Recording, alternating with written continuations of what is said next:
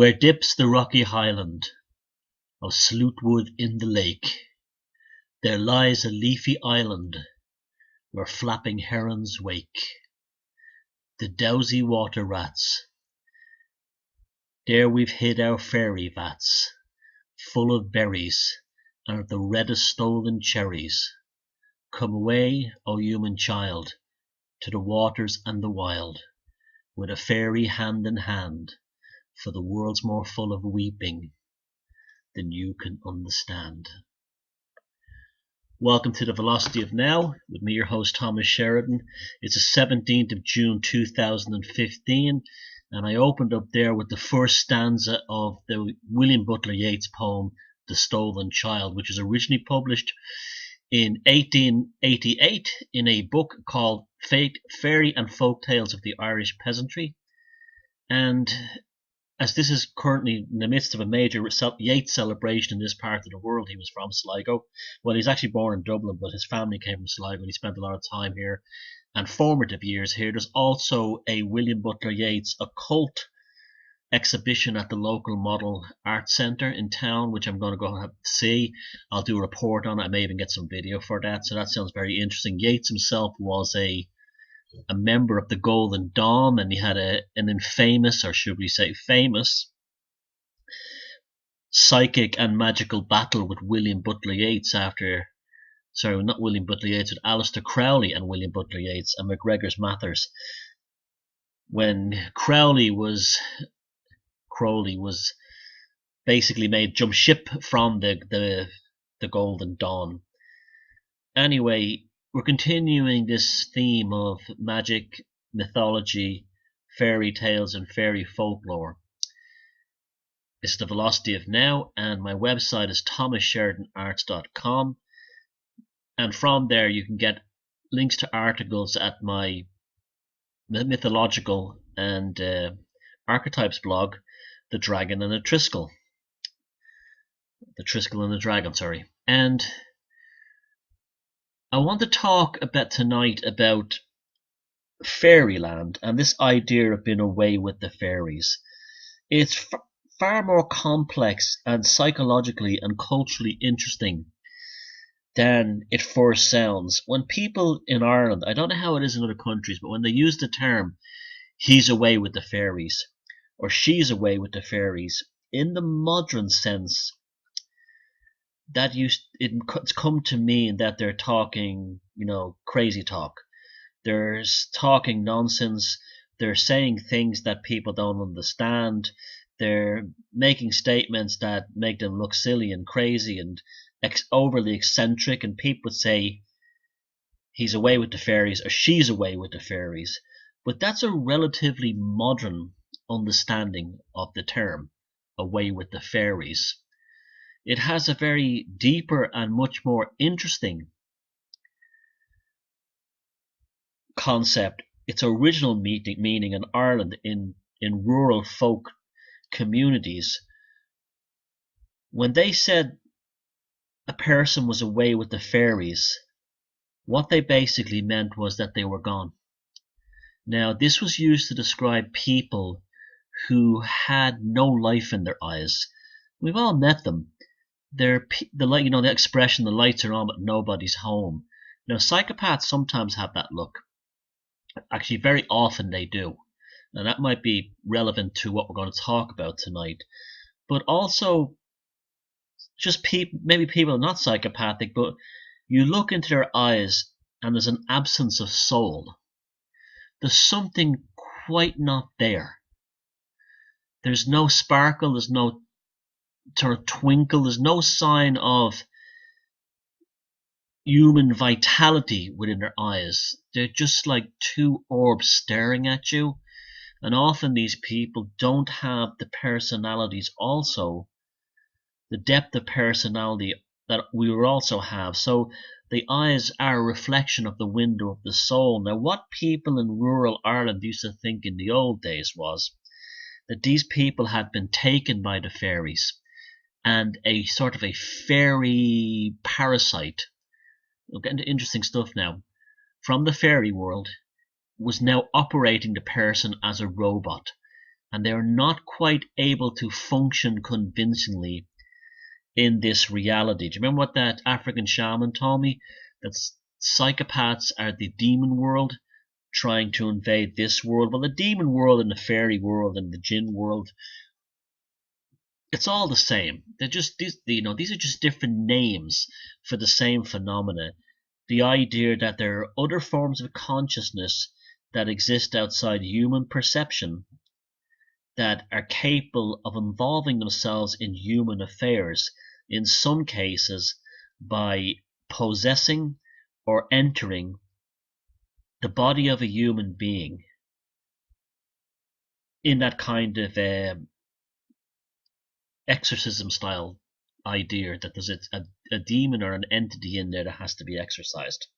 And they involve themselves in human affairs, and this is how they get in. Now, but the Irish folk tradition, there was two aspects to this. The first one was that this entity was inside the person, this fairy. The other was that the person who was once inside their own body has been kidnapped and taken to the fairyland or the fairy world, and they're away with the fairies. Now, another thing you often see with this idea of that look in someone's face is that people who have been in cults have that same look in their eyes. They have that, there's a vacancy there. And often they go into cults and come out looking like that. They didn't look like that when they entered the cult. There was many cases of cults that broke up for whatever reason, were busted, or the cult leader was arrested, and the cult members went back to their families. And even after they were deprogrammed, the parents and the siblings and the friends would all say the same thing, that the person wasn't really in there anymore. The term they'd used in brainwashing and deprogramming terms is cored. It's like coring an apple.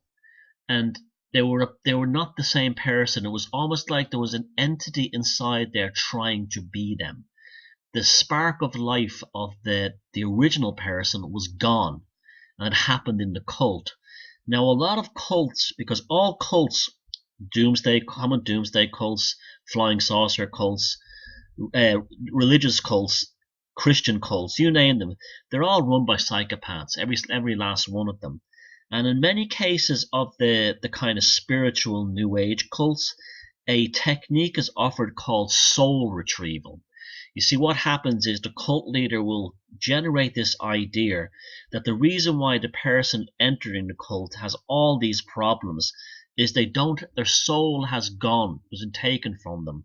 And usually either using basically classic mind control techniques, dancing all the time, working all the crimes, altering their diet and constantly bombarding them. Often hypnotherapy is used as well as repetitive breathing exercises. The person is believing that they're getting their soul back. In reality, the cult leader is removing their soul. And the cult leader itself may be a conduit for these pathological entities that walk into the person who's going under the cult indoctrination. You see any cult member, when the next time the Jehovah's Witnesses knock on your door, you meet Mormons, Hare Krishnas, look into their eyes. All of them, the flying saucer cults, look into their eyes, the comet doomsday cults, look at their photographs online, their websites. There's something not right there. There's no depth, there's no spark, there's no kindness in those eyes. Often it's a sense of malice. It's sort of like a malignant vacancy. And this is what the term being away with the fairies meant. Now, I got an interesting email from a person, and they said, where have all the fairies gone? Should they still exist? Well, there's still reports of them. There still are reports of them, and in the Irish mythology, the fairies were originally the Tuatha who had to go underground after they were beaten by the Milesian Gaels. And they've been at war with the Milesian Gaels ever since as a kind of a subversive insurgency war. And this is when people are taken by the fairies, or fooled by the fairies, or tricked by the fairies. These are seen as almost like insurgency maneuvers against the Irish people. That's how they're seen. Very interesting stuff. But just you do wonder if people have been reporting fairies when they talk about certain entities. For instance, in the South Sea Islands, when the Portuguese and the Spanish explorers explored that part of the world from Indonesia across to the South Seas, Pacific, the Indian Ocean areas, they often brought back images of the locals, what they claimed to be the locals. Now, people sometimes think that these strange creatures they showed, people that had no heads and their eye sockets and their mouths were on their actual chest, or they were hybrid human animals. And these reports were brought back, and this one speculation is it was to dehumanize these people. Another one was it was a tall tale to encourage people to go visit these areas, to open up trade links or military links or whatever, exploration links. All that could be true. There's also the idea that they encountered non-human entities on islands that didn't have human habitation, or very primitive humans, regular humans there. And as soon as a Western man shows up, these entities, these whatever you want to call them in your local vernacular, had vanished. They had to go retreat back into what they would call in the Celtic fairy tradition the otherworld, beyond the ninth wave. This would also not only happen to the actual entities themselves, but their structures, their infrastructure, their buildings, and even whole kingdoms of them would vanish. In County Down, there's a place called the Silent Valley. Now, it was one of these valleys that you never went into because they were believed that the fairies were in there. Remember, the fairies will always try. The story is they will always try to appear and take you, either as a. Sometimes they will appear in the form of this beautiful music that has a hypnotic quality.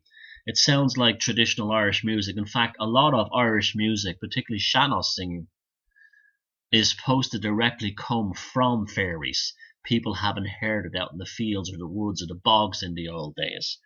And they try to trap you. Another one is a cloud that's the only cloud in a blue sky if you're walking through these valleys, and a single cloud appears in a blue sky. That was believed to be a sign of one. Another one would be you might have a series of white clouds in a blue sky, kind of like a cotton bud type white clouds with plenty of blue behind them. And I've actually seen this phenomenon myself, and it's very strange.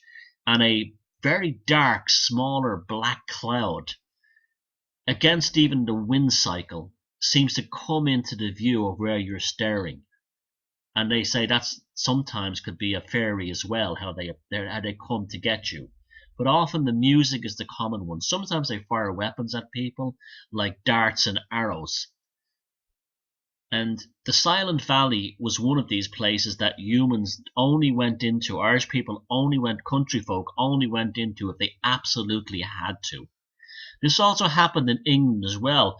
Prior to the sort of the Romantic movement or the Gothic movement, people lived in fear of places like the Yorkshire Moors and the Lake District, all those kinds of places, and Dartmoor, especially in Cornwall, because they had the same resonance. And when the first people to venture into them were the early artists who went in there back in the very early Victorian, late Georgian period, and to paint and sketch these places. And they developed this idea of these were romantic landscapes, romantic places.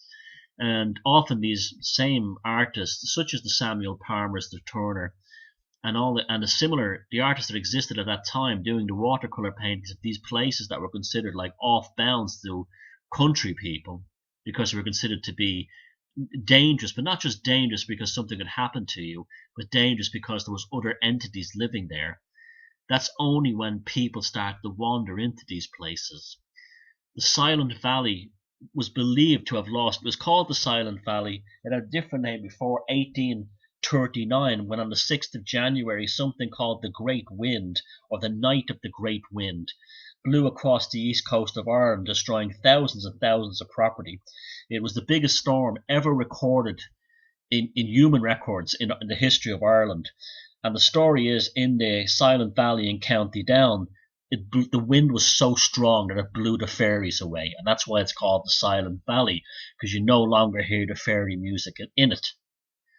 There was a valley also I actually knew quite well, and it was a spooky place even when I was there, near Blessington in County Wicklow, on the Dublin-Wicklow Mountains border. And I used to cycle an awful lot when I was a teenager, and I used to cycle through this valley all the time, and always had that unsettling feeling about it. And just by chance, years later, I discovered a book which is just basically a social history of Jobstown and that area up around Pulapuka in West Dublin, when it was a highly rural area, that was recorded by a visiting academic when he interviewed some locals back in the 1920s.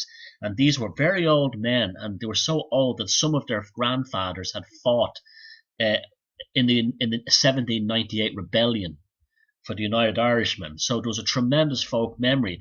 And I was just reading the book, and they were talking about how they used to deliver potatoes or collect fertilizer on horses and carts, or cut turf up in the mountains, and they would do anything to avoid the valley. I can't remember the name of it, near Blessington, that was the same valley that I used to have that used to be scared by.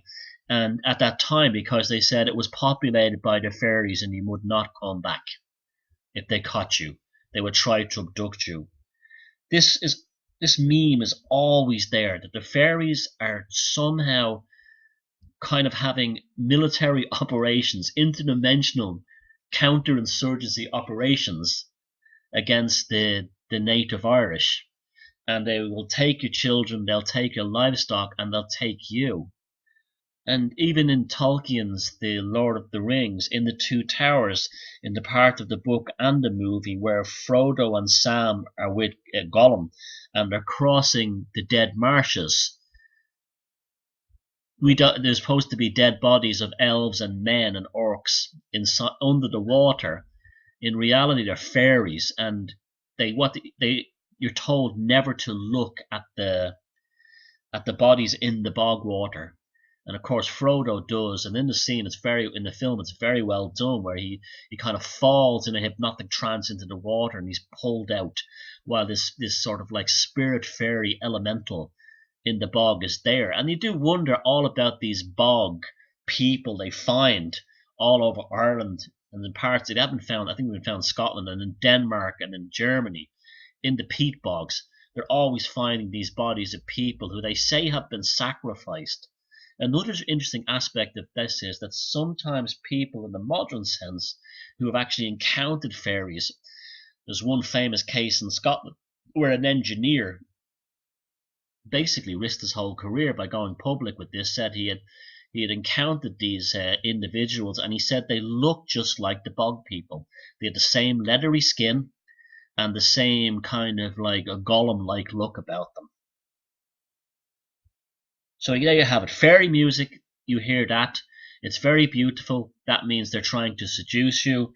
Clouds in the sky, either a jet black, a very dark, small black cloud or dark grey cloud that appears in a sky full of fluffy white clouds, or a white cloud out of the blue. And the clouds are generally at a lower level than the other clouds. And people lived in terror. They lived in terror in the olden days of seeing a fairy. Up until the 1920s, 30s, people in rural Ireland and in parts of Scotland, if they saw something that they thought would even be a fairy, they would run a mile. This is the kind of power that the mythology has. Now, I read last week from Evan Wentz's book, W.Y. Evan Wentz's book on the fairy faith in Celtic countries from about 100 years ago. And I'm going to read this chapter called The Celtic Otherworld, because remember, there's two aspects of this. There's a kind of a yin and yang, shadow and light, malediction, benediction aspect to this. That the fairy world. You see, this is all very psychologically interesting, even if if you don't believe in fairies or anything like that. But it's very psychologically interesting. The idea that there's a counter world to this world, a negative of this world, and in the Celtic tradition, it's called the underworld. The otherworld, sorry, Otherword. And there's a quote here again by Yeats which says, "In Ireland, this world and the world we go after death are not far apart." By his friend and colleague in the Golden Dawn up here in Sligo again, a guy called A.E. Russell. Both of them were heavily involved in psychic experiments out on Ross's Point Strand. Many go to Tirnanog in sleep, and some are said to have remained there, and only a vacant form is left behind, without the light in the eyes which marks the presence of a soul. See, that's what I was saying again, this look in the way with the fairies. Now, the general description is, this is according to Wentz, the heaven world of the ancient Celts, unlike that of the Christians, was not situated in some distant unknown region of planetary space, but here on our own earth. As it was necessarily a subjective world, poets could only describe it in terms more or less vague, and its exact geographical location, accordingly, differed widely in the minds of the scribes from century to century. Sometimes, as is usual today in fairy lore, now this book is 100 years ago, so when he talks about it in a contemporary sense, he's talking about a century ago. Sometimes, as is usual today in fairy lore, it was a subterranean world entered through caverns or hills or mountains, or inhabited by many races and orders of invisible beings such as demons, shades, fairies, or even gods. As I spoke there the other week about Ben Bulben, the mountains of Ben Bulben and the caves of Kesh near here, the strong belief that they were entrances into the fairy world. And these, when you go to these caves, and remember there's lots of them, you do hear the sound of an ocean in the distance. It's been reported by people I know. That's supposed to be the interior world. And the underground world of the sheep folk, which cannot be separated from it, was divided into distinctive districts or kingdoms under different fairy kings and queens, just as the upper world of mortals. We already know how the Tuatha, or the sheep folk, after their defeat by the sons of Mill at the Battle of Tuatha, retired to this underground world and took possession of its palaces beneath the green hills and valleys of Ireland, and how, from there as gods of the harvest, they still continue to exercise authority over their conquerors, or marshal their own invisible spirit hosts in fairy warfare, and sometimes interfered in the wars of men. More frequently in the old Irish manuscripts, the Celtic otherworld was located in the midst of the Western Ocean. Now, this is the thing beyond the ninth wave, and this is interesting stuff as well. I find this fascinating. As though it was the double of the lost Atlantis. Now, that's interesting. It's not, they didn't believe it was Atlantis itself, but they believed it was the double of the lost Atlantis. You see, again, the light and shade, negative and positive. There's always this idea of the two opposing dualist forces in this fairy folklore. And Manaman MacLear, the son of the sea, perhaps himself the double of an ancient Atlantean king, was one of the divine rulers of its fairy inhabitants, and in his palace, for he was one of the Tuatha, was there rather than in Ireland. So the idea of this guy was a king not in Ireland, but in the fairy world. And when he traveled between the two countries, meaning Ireland and this sort of like counter or reverse doppelganger of Atlantis, it was in a magical chariot drawn by horses who moved over the sea waves as on land, very similar to the idea of both Thor and in his chariot pulled by two goats, and Odin on his eight-legged horse traveling between the 9 worlds. Very similar. This is why the Celts, the ancient Irish and the Norse got on particularly well, because there was so many similarities in their archetypes and how they functioned. And fairy women came from the mid-Atlantic world in magic boats like spirit boats, to charm away such mortal men as in their love they choose, or else to take the great Arthur wounded unto death. The idea that King Arthur, whoever he was, if he existed, was taken to the Isle of Avalon. And in that island world there was neither death nor pain nor scandal, nor save immortal and unfading youth and endless joy and feasting. So it's very similar to Valhalla, endless joy and feasting, Odin's long hall in Asgard at Valhalla, and no aging, no nothing. But the Tuatha Danann had the same kind of wouldn't say end time prophecy, but the same kind of sense of fatalistic duty that the time would come when they would return from the underground in Ireland, just like the Enyar, the kind of supernatural version of the Berserkers, would come down and fight in the Battle of Ragnarok. Even yet at rare festivals, like a phantom, Hy-Brasil appears far out in the Atlantic. Now, Hy-Brasil is an island or a country that's seen from Ireland that only appears every so often. In fact, it's even on some maps.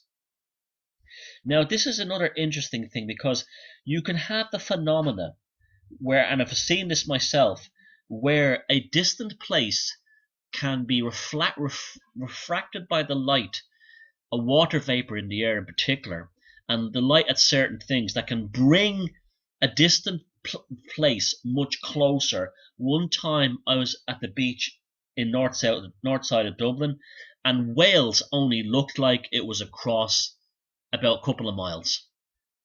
And people were stopping and pointing and saying, "Look at that, where's that?" And that's what this I'd actually seen this in my life when I was about 11. It's not an extremely rare. In fact, it's even been captured on very high quality video. There is a film, a news report, look it up, of a city that appears at the end of a river beside a bridge in China, and you can see the traffic and everything in it. And that's the reflective quality. In fact, there's even a photograph of Chicago's skyline where you can see down to street level that was taken from, I think it was either Cleveland or Cincinnati. I think it was Cleveland, across one of the Great Lakes. It should not have been visible because it was on the other side of the curvature of the earth, but because of this strange refractive phenomena, Chicago appeared much closer than it actually is. So this Hy-Brasil thing is interesting. It may even be some of the islands in the Caribbean being seen from the west coast of Ireland through this refractive light quality. It could be an island that surfaces and goes under every so often. It could be even Brazil. That's, of all the names it has, Hybrasil.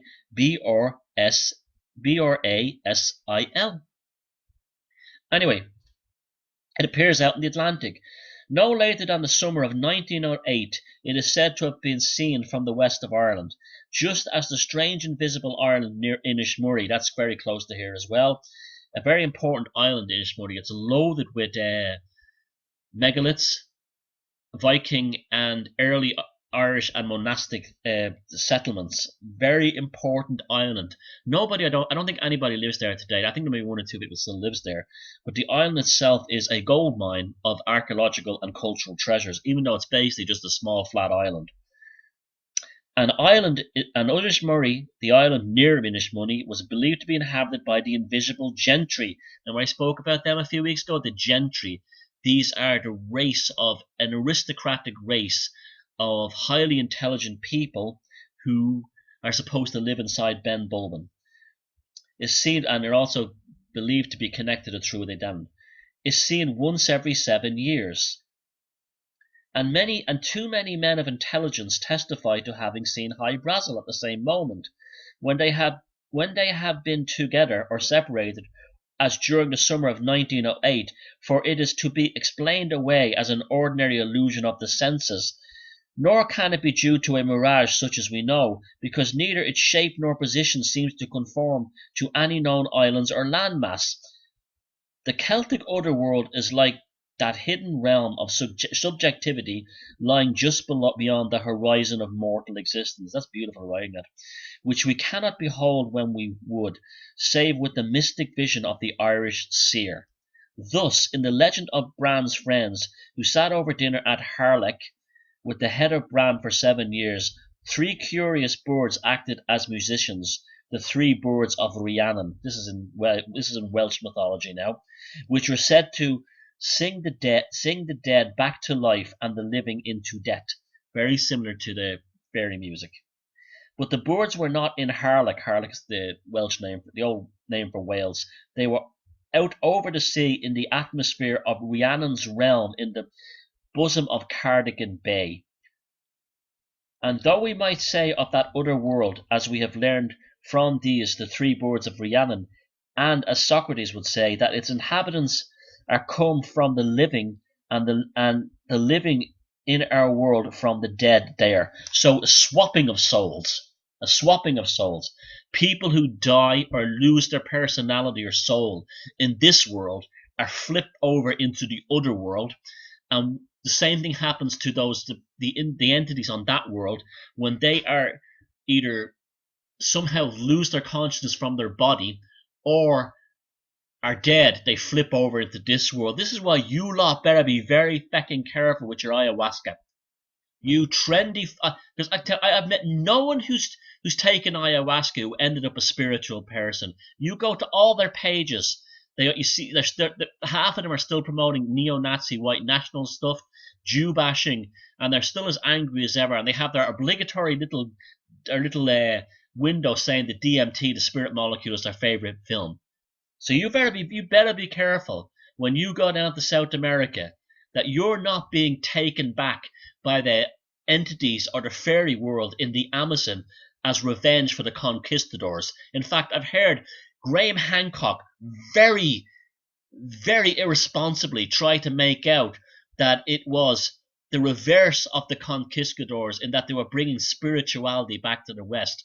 Well, let me tell you, Mr. Hancock, there's 2 kinds of spirituality. And this is one of the reasons I'm very, very, very cautious and dubious about people from the West taking ayahuasca, because you don't know if you've come back. Anyway, I digress. In Irish manuscripts, the other world beyond the ocean bears many names. It is Tir na Nog, which basically translates of the land of youth. Tir Inambio, the land of the living. Tir Tarnagir, the land of promise. Tir Nagal, the other land. Or Magmar, the great plain. I like that one. Or Magmel, the plain agreeable, meaning the happy plain or the contented plain. When they say plain, they don't mean like a plain. Like a plain, like the rain in Spain falls mainly on the plain, like a flat piece of land. They mean another plane, like another realm of existence. But in this Western otherworld, if it is what we believe it to be, a poetical picture of the great subjective world cannot be the realm of any one race of invisible beings to the exclusion of another. It is all alike: gods, Tuatha, fairies, demons, shades, and every sort of disembodied spirit find their appropriate abode. For true it seems to surround and penetrate this planet, even as the X-rays interpenetrate matter. It can have no other limits than those of the universe itself. Now, this is a fantastic idea. You know, when we hear Forteans, including myself, say, well, UFOs, demons, shadow people, Slenderman, tulpas, angels, they're all the same. Ghosts, they're all the same thing. They're all the same. There's no distinction. It's just that we see them and call them these different names, but these are the other races in the other world. You know what I mean? Like there's Chinese people and black people and European people and Asian people and all the different races here. There in the other world, these are manifestations of almost different psycho-ethnic paranormal states, if you want to take it that way, in the other world. And like some people are even some races, such as the Laplanders, are very close to these kinds of hybrids that are on this earth. This is why, if you look at my blog, The Triskel and the Dragon, there's an article about them, how these people, the Laplanders, were considered satanic because they were very, very different than other Scandinavians, and still are. They're short little fellas who also look like those bog people. And also, the men in black, according to John Keel in his books, when they took out pictures of different races from all over the world, nearly everybody who pointed to a race that looked like the men in black pointed to Laplanders. And it's not an exclusive realm of realm is certain from what our old Irish manuscript records concerning the Fomorian races. These, when they met defeat on the battlefield at Moytura, remember I told you about Balor of the Evil Eye recently, at the hands of the Tuatha, retired altogether from Ireland, their overthrow being final, and returned to their own invisible country, a mysterious land beyond the oceans, where the dead find a new existence, and where their god king Tuatha ruled as he formerly ruled this world, and the fairy women of Tuatha's kingdom, even like those who came from the Tuatha of Erin, or those of Mananana's ocean world, enticed mortals to go with them, to be heroes under the king, and to behold them as assemblies of ancestors. It was one of them who came to Conla, son of Con, supreme king of Ireland, and this was her message to him: "The immortals invite you. You are going to be one of the heroes of the people of Tuatha. You will always be seen there in the assemblies of your ancestors, in the midst of those who know and love you." How deep is that? This person from the other world, an emissary, visiting the son of a supreme king of Ireland and telling him that you could come and live with your dead ancestors in the other world. And with the fairy spell upon him, the young prince entered the glass boat of the fairy woman, and his father the king, in great tribulation and wonder, beheld them disappearing across the waters, never to return. Again, Tolkien took so much from Irish mythology. I told you that the reason why he couldn't really go on about it, because of basically Ireland and Britain were at war during the 20th century. But this is exactly what happened at the Grey Havens at the end of the Lord of the Rings, where Frodo, Bilbo, and the elves leave for the Grey Havens on a boat made of a swan. To enter the other world before the appointed hour marked by death, a passport was often necessary, and this was usually a silver branch of the sacred apple tree bearing blossoms or fruit, which the queen of the land of the ever-living and the ever-young gives to those immortals whom she wishes for her companions. Now, before I go on, where did Arthur go? Arthur went to Avalon. What is the Anglo-Saxon for apple? Athelen. And the queen of the underworld offers a sacred apple. Avalon and Athelen.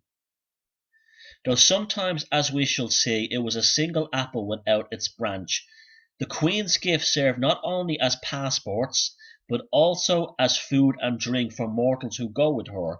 Often the apple branch, the Athelen branch, produced music so soothing, we're back to the music, fairy music again, that mortals who hear it forget all troubles and even cease to grieve for those whom the fairy women take.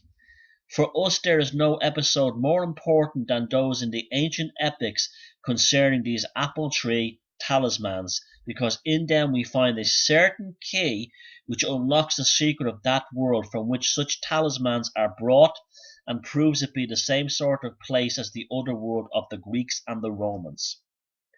And you have the story of the Golden Bell, Fraser's book, the golden bough, the branch that you extended that allows you to go into the mystical other world. With this parallel between the other world of the Celts and that of the ancients seemingly established, we may leave poetical images and seek a literal interpretation for the animistic idea about those realms. The rites of prospering as conducted in the mysteries of antiquity, furnish us with the means. And in what Servius has written, we have the material already. Taking the letter Y, which Pythagoras said is the lifelike symbol, with its dividing ways of good and evil, and also very close to the Nordic rune of life. It's basically a Y, the letter Y, as the mystic symbol of the branch, which all initiates like Aeneas offered to Proserpine in the subjective world while they're out of the physical body. He says of the initiatory rites, he the poet could not join the rites of Proserpine without having the branch to hold up, and by going to the shades, he the poet means celebrating the rites of Proserpine. The passage is certainly capable of being of but one meaning, and we may perhaps assume that the invisible realm of the ancients, which is called Hades, is like the Celtic otherworld in the Western Ocean. Ferryman, you know the story, the Styx, and also like has its mythological counterpart in the Elysian fields to the west, reserved by the Greeks and Romans for their gods and heroes, and for the happy otherworld of the Scandinavians, Iranians, and Indian mythology. That's Iranian post-Persian, post-Islam.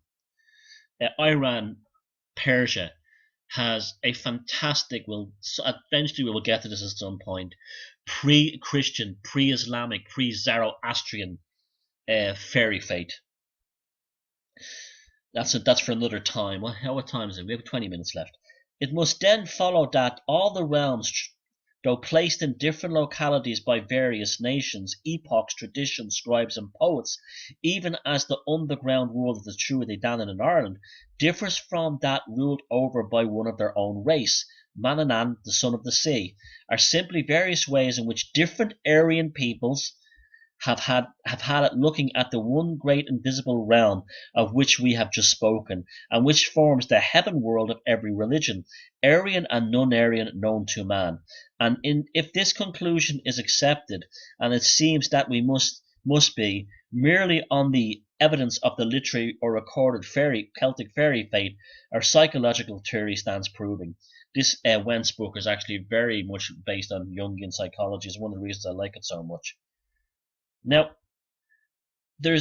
I can't read them tonight, but there's loads of stories, such as the Voyage of Bran, the son of Fairbal, Cormac's adventure in the Land of Promise, and so on, where the hero, like Orpheus in the underworld, goes to the fairy world, and the experiences are told in a very interesting way, that when they get there, it's basically a dump. And this has also been reported in modern Irish fairy folk tales, that when people who have been taken by the fairies, they fell asleep on fairy grass, which has probably had psilocybin mushrooms in it, or they had been taken by the fairy fate people after being hit with a poisoned dart or eating the fairy food, Avalon, they come back saying the same thing. John Keel wrote quite a good stuff about this in his books. Basically, it's a shithole, the fairy world. It's run down. It's in a bad way. It's not this mystical paradise. It has poor climate, poor soil, poor weather, and basically a sense of disarray, where you might have in Ireland well-tended fields with stone walled borders and hedgerows like you'd have in this part of the world, Ireland, England, Scotland, and people would tend to the land. It's like a barren kind of wasteland in the fairy world. And this brings us back to why they abduct people and why they have this counterinsurgency against us. I also suspect, as others do, that this idea of our ancestors and our friends being over there in the other side is a lie given to us as part of a kind of a interdimensional propaganda. It's almost like, the West is the best. In fact, when many Irish immigrants went to America in the early days, the first ones, they would have had that psychic feeling that they were going to literally turn an oak. Especially many of them would have not spoken English. It's only until after the 1920s that the first Irish speakers went to the Americas, and they would have literally felt like they died and landed in a new realm. In fact, so many of them died on their way to Canada. The mouth of the St. Lawrence River in Canada has an island that's literally a grave of thousands and thousands of people who never even set foot on Canadian soil. These were the coffin ships, the people dying of disease and not being allowed aboard.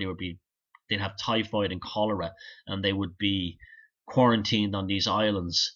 And so their experience there would be just like the ones who were seduced to the fairy world. They were promised all this new land and this world of new hope and opportunity and the gold in the streets. And when they got there, they died in a typhoid ward on a depressing island in the mouth of the St. Lawrence River or somewhere else off the coast of the Carolinas, never having reached Tirnanog. And that's even why when the Irish went to, and the Scandinavians, interesting enough, when they arrived in New York, they continued on. Scandinavians mostly settled in the north, Midwest, Wisconsin, places like that. The Irish kept pushing towards San Francisco, pushing west, always going west. And this would have been the subconscious Hy-Brasil, the search for the land above the ocean, the land of milk and honey. But it never worked out. It rarely worked out that way.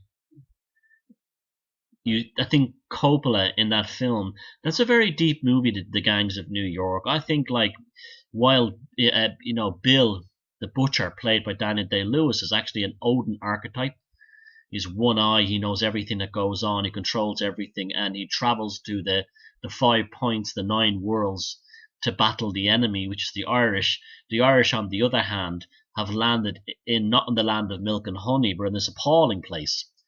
And you see, this is how psychologically it's interesting, because it's almost like there's a predestined cultural sense of doom in how you perceive what your racial or your spiritual fate is. The English always talk about that, even World War II posters had it during the Battle of Britain, that one day Arthur will return from Avalon and save England in its darkest hour. Now, what happens also in the Irish mythologies when these individuals returned back from the fairy world, and it's reported in the modern thing in terms of missing time, is that they come back thinking they were only a short period away. You see, there's nothing new under the sun.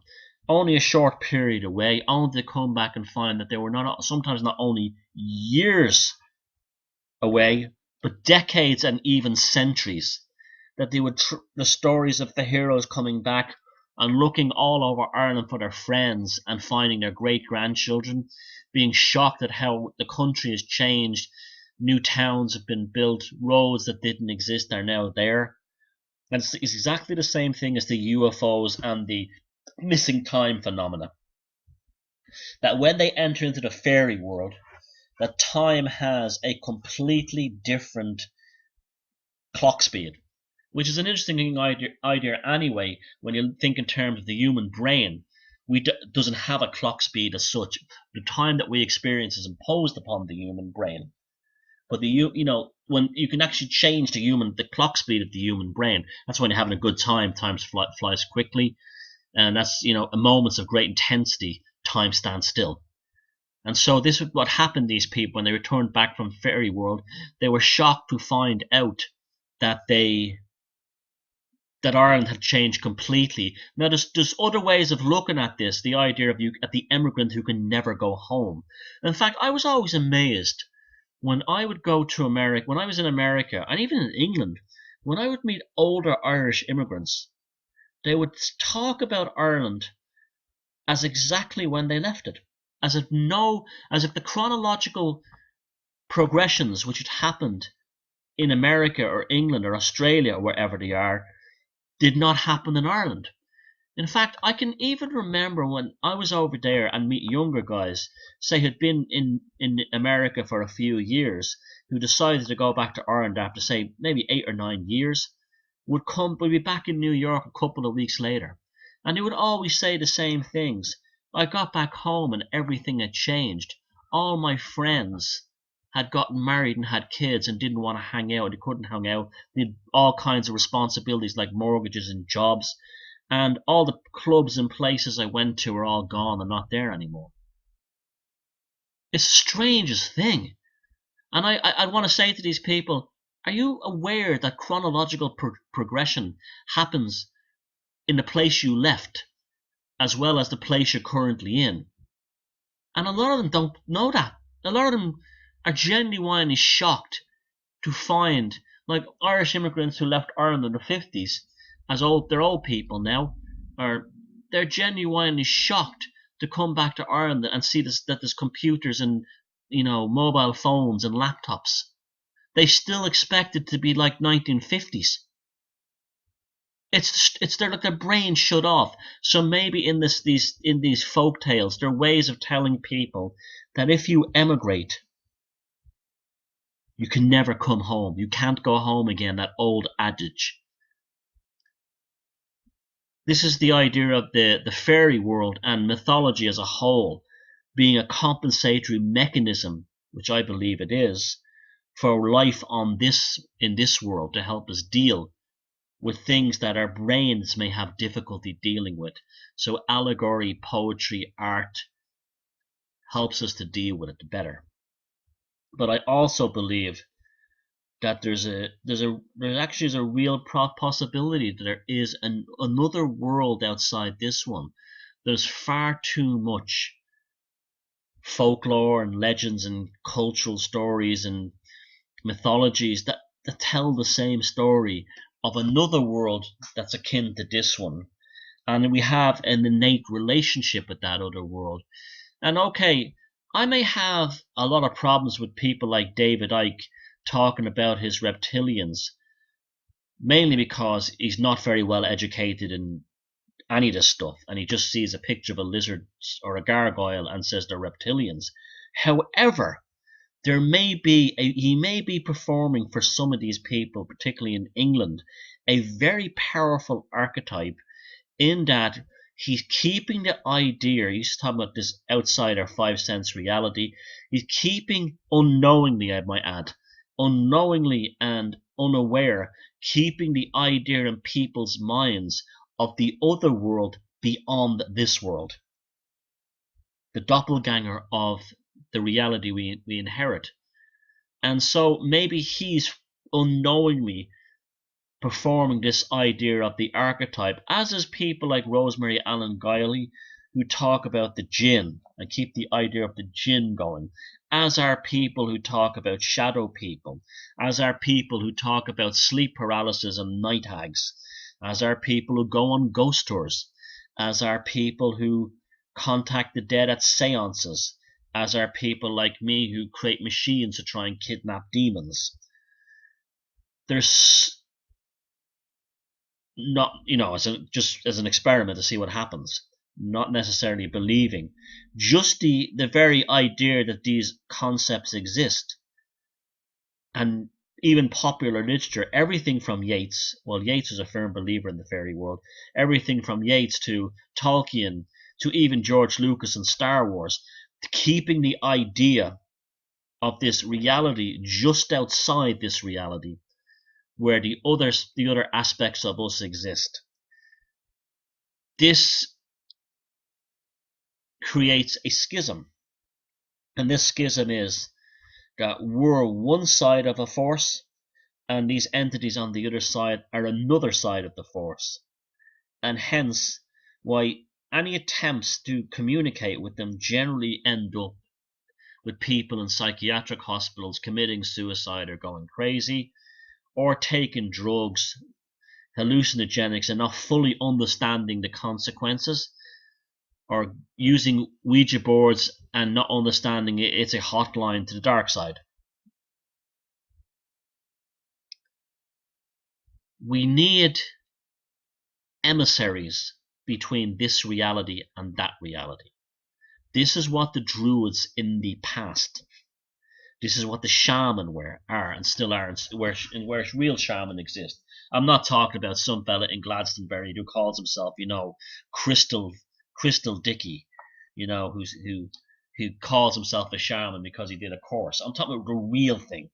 People have subjected themselves to enormous pains and a history of being deep into this stuff in their culture.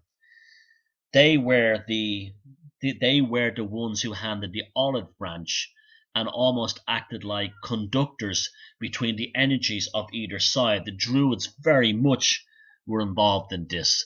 In fact, the idea was that the person in some druidic traditions, if there was a person away with the fairies and off in fairy world, that the magician, the druid's wand, either hazel or particularly willow, was believed to have tremendous magical power, could be extended and charged by the druid, and the demon cast out, or the entity or the fairy or the other side cast out, and the original person returned, like the scene in the Lord of the Rings where the King of the Rohan gets that where Gandalf goes, I cast you out.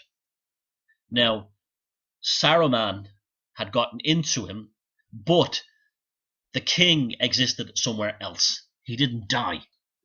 So we don't have that. We don't have this idea. What we have are Catholic priests doing incredibly dangerous things, like performing exorcism on people who are possessed, getting the entity, the demon or the devil, whatever, out of the possessed person.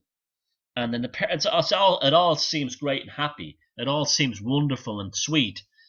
But what happens is that entity has jumped into this reality. It wants that exorcism. That was shown in the movie The Exorcist, where he goes, take me, and then he realizes what the game was. Pazuzu was trying to enter into Georgetown in the United States, and Father Karras grabbed Pazuzu in a kind of a transitory state and killed himself by throwing himself out the window, stopping Pazuzu from entering into this reality. Karras was a Catholic priest who became a druid in his final seconds on Earth. We don't have that anymore. We have people going down in their thousands now to the Amazon, to Peru, to take ayahuasca, and we have no idea what this is going to be about. And they're coming back home, and God knows, are they coming back as themselves, or are they coming back with something in them? So remember that.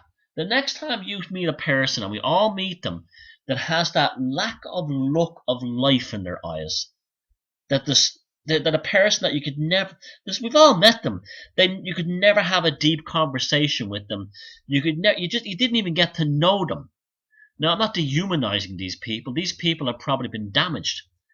Maybe in childbirth or something happened, and they're away with the fairies. They're gone.